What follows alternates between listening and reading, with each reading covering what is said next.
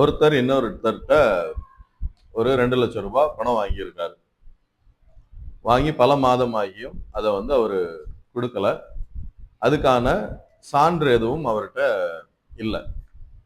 யூஸ்வலாக ஒருத்தங்க வந்து பணம் நம்ம கொடுக்குறோம், ஒருத்தருக்கு கொடுக்குறோம் அப்படின்னும் போது ஒரு பேப்பரில் எழுதி வாங்குவாங்க யூஸ்வலாக, இல்லை ஒரு பத்திரத்தில் எழுதி வாங்குவாங்க, இல்லை ப்ராமிசரி நோட் வாங்குவாங்க, இல்லைன்னா செக்லீஃப் வாங்குவாங்க. இவர் வந்து எதுவுமே வாங்காமல் 2 லட்சம் ரூபாய் கொடுத்துட்றாரு. கொடுத்துட்டு அவர் பல வருடமாக அந்த பணத்தை திருப்பி கொடுக்கல. உடனே காவல்துறையில் போய் புகார் அளிக்கிறாரு. காவல்துறை கூப்பிட்டு விசாரிக்கிறாங்க. அப்போ நான் ஒரு மாசத்துக்குள்ள அந்த மொத்த பணத்தையும் நான் கொடுத்துட்றேன் அப்படின்னு சொல்லி எழுதி கொடுத்துட்டு போயிடுறாரு.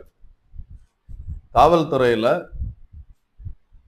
அந்த போலீஸ் ஸ்டேஷன்ல அவர் எழுதி கொடுத்த அந்த லெட்டரை வச்சு இவர் மேல கேஸ் போட முடியுமா அப்படின்னு சொல்லி ஒரு கேள்வி கேட்டிருக்காங்க. சட்டப்படி பண்ண முடியாது.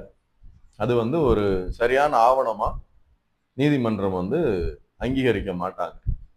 பொதுவா சிவில் வழக்குகள் தாக்கல் பண்ணணும் அப்படின்னா, ஒருத்தர் வந்து உங்கள்கிட்ட பணம் வாங்கிட்டு தரல அப்படின்னும் போது செக்கு நீங்க கொடுத்துருக்கீங்க, செக்கு போடும்போது பவுன்ஸ் ஆகுது, அதை வந்து ஒரு ஆவணமா வச்சு நீங்க அவர்கிட்ட இருந்து பணம் வசூலிக்கலாம்.